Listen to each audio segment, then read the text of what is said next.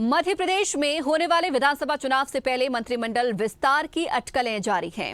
जिन नामों को मंत्रिमंडल में जगह दी जाने की संभावना है, उनके समर्थकों का भी भोपाल में हुजूम लगा हुआ है। मंत्रिमंडल में शामिल होने को लेकर विधायकों को सिर्फ फोन कॉल का इंतजार है। फोन कॉल से पहले संभावित नाम माने जा रहे विधायक राजेंद्र शुक्ल ने बाबा महाकाल के दर पर पहुंचकर विशेष पूजा अर्चना की।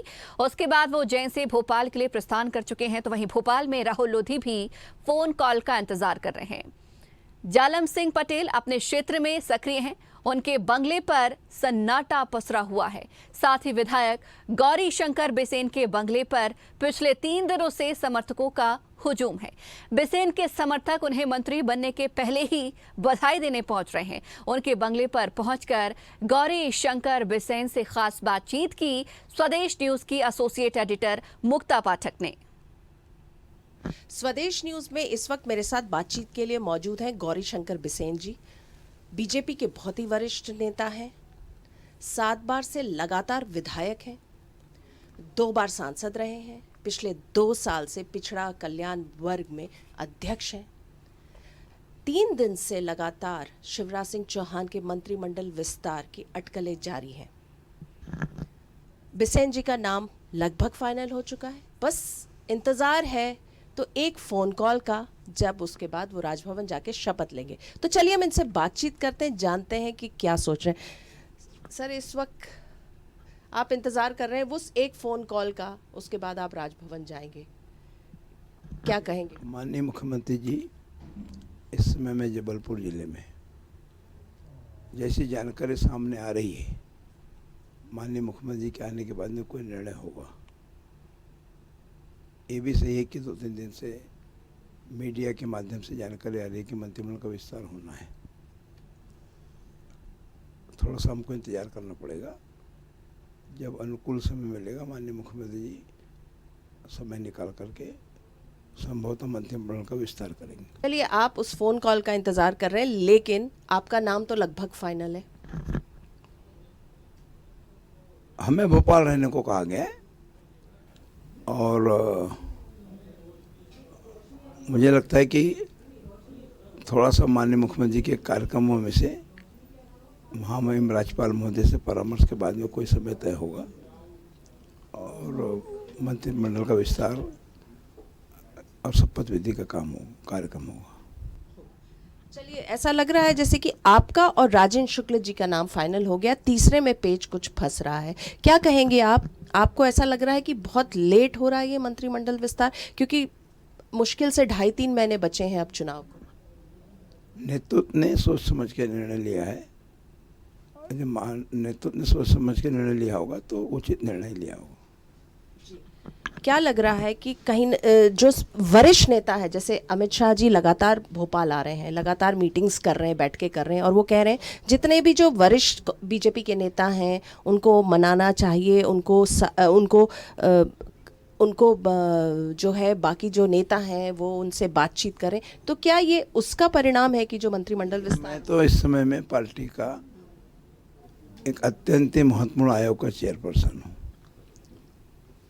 2 सितंबर 2021 को आयोग का अध्यक्ष का जवाबदारी मिला है और आज 2 साल होने में मुश्किल से 1 सप्ताह बाकी है। और जो आयोग का काम था, ओबीसी को इलेक्शन में, पंचायती राज के और नगर पालिकाओं के चुनाव में, स्थानीय निकायों के चुनाव में अवसर देना, उसमें हम सुप्रीम कोर्ट जीते हैं। तो माननीय मुख्यमंत्री के दिशा निर्देश पर और विधानसभा में पारित प्रस्ताव की प्रतिपूर्ति में आयोग ने अपना काम किया है। अब जो जवाबदारी मिलेगी, हम कार्यकर्ता हैं, कार्यकर्ताओं को जो काम दिया जाता है उसको हम करते हैं। जी बिल्कुल, लेकिन मंत्रिमंडल बहुत कम समय है, आप लोग मंत्री बनेंगे, इसका फायदा होगा बीजेपी को? माननीय शिवराज सिंह चौहान जी की सरकार हो अथवा मानवर मोदी जी की केंद्र की सरकार हो, बीजेपी कैडर बेस्ड पार्टी है। हर बूथ के ऊपर हमारी बूथ की टोली है, हर मोर्चे में हमारी टोली है, और इसलिए यह मंत्रिपरिषद 1 महीने का है, 40 दिन का है, ये मायने नहीं रखता। हमारा काम तो पूरा एक तौर से कंप्लीट है। जवाबदारी मिलने के बाद और उसमें गति आएगी। जी बिल्कुल, आपने, मैं देख रही हूँ आपके बंगले पे लगातार जो है लोगों का तांता लगा हुआ है, लोग आ रहे हैं, आपको बधाई दे रहे हैं, और मैं देख रही हूँ पूरे जो है गुलदस्ते से सजा हुआ है आपका बंगला। आपको फिर से एक बार बधाई, हालांकि आप फ़ोन का वेट कर रहे हैं कि कब होगा और कब आप शपथ लेंगे, आपको बधाई। Thank you. तो ये थे गौरीशंकर बिसेन जी, जो बीजेपी के बहुत ही वरिष्ठ नेता हैं। उनका कहना है कि इससे कोई फ़र्क नहीं पड़ता कि वो मंत्री इतने लेट बन रहे हैं, 1 महीने के लिए बन रहे हैं या 2 महीने के लिए बन रहे हैं, उन्हें जनता का काम करना है। स्वदेश न्यूज़ के लिए भोपाल से कैमरामैन रणवीर के साथ मुक्ता पाठक। और वहीं इस खबर पर चर्चा करने के लिए हमारे साथ एसोसिएट एडिटर मुक्ता पाठक लाइव भी जुड़ गई हैं।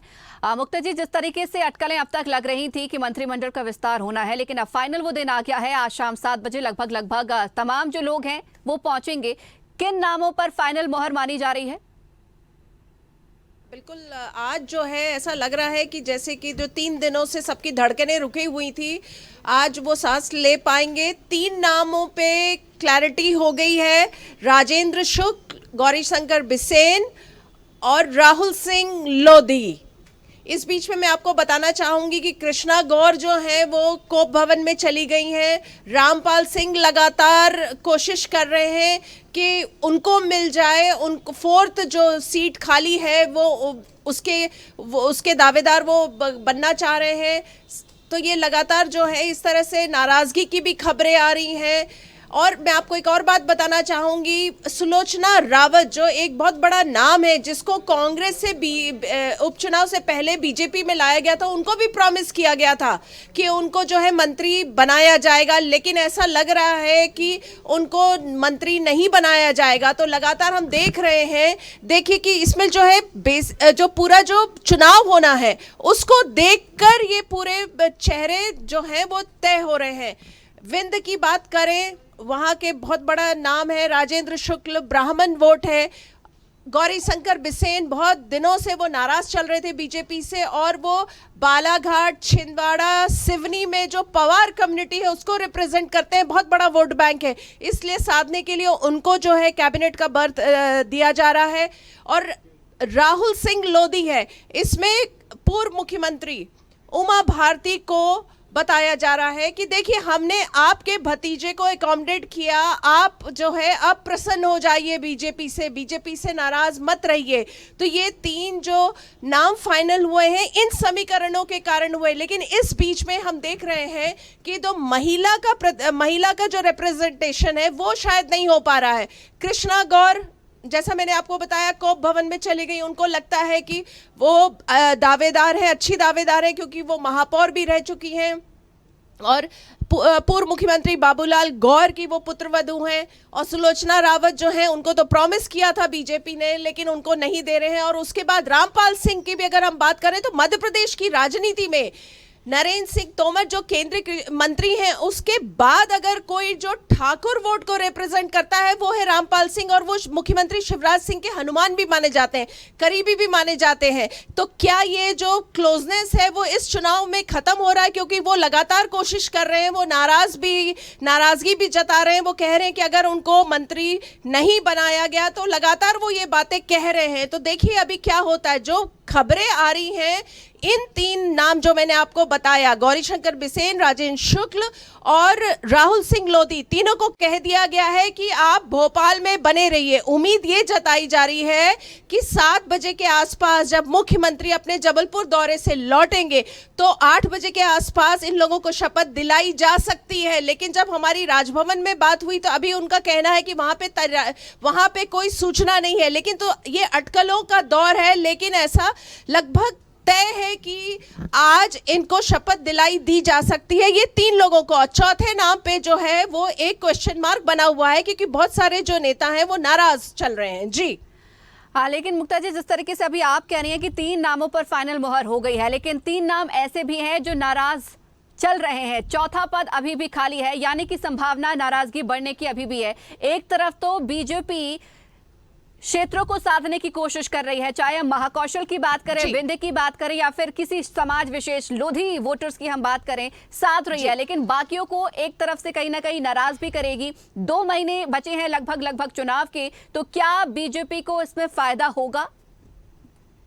देखिए, फायदा तो होगा तभी वो अभी जो है 2 महीने पहले, जैसा आप कह रही, मुश्किल से 2 महीने हैं, लेकिन मंत्री बनाया जा रहा है, कैबिनेट में उनको बर्थ दिया जा रहा है, क्योंकि साधने की कोशिश की जा रही है। जैसा मैंने कहा, गौरीशंकर बिसेन एक पवार कम्युनिटी को रिप्रेजेंट करते हैं, बहुत बड़ा वोट बैंक है।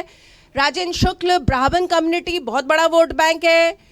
राहुल सिंह लोधी, उमा भारती को खुश करने की कोशिश है। जो चौथा बर्थ है उसमें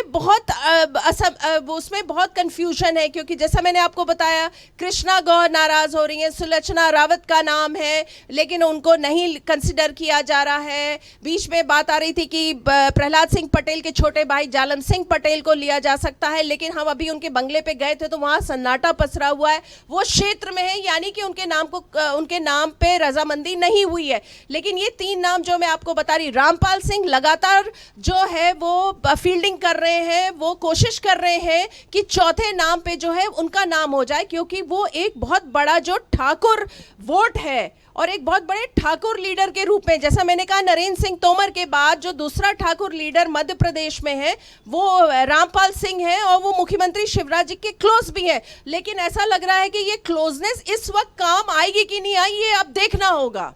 बिल्कुल मुक्ता जी, बहुत शुक्रिया हमारे साथ जुड़ने के लिए और इस खबर पर चर्चा करने के लिए। तो मंत्रिमंडल विस्तार की अटकलें अब तेज हो गई हैं। माना जा रहा है कि अभी शाम को 7:30 से 8 बजे के आसपास मंत्रिमंडल विस्तार हो सकता है। 3 नामों पर फिलहाल मुहर लगाई जा चुकी है, लेकिन अभी भी कुछ चेहरे जो है वो नाराज हो रहे हैं। 3 नामों पर मुहर है, चौथा पद अभी भी खाली है, जिस पर सस्पेंस बरकरार है। अगर आपको हमारा वीडियो पसंद आया तो लाइक, शेयर, कमेंट, सब्सक्राइब करें, बेल आइकन का बटन दबाएं। हमारी वेबसाइट swdeshlive.com पर जाना ना भूलें।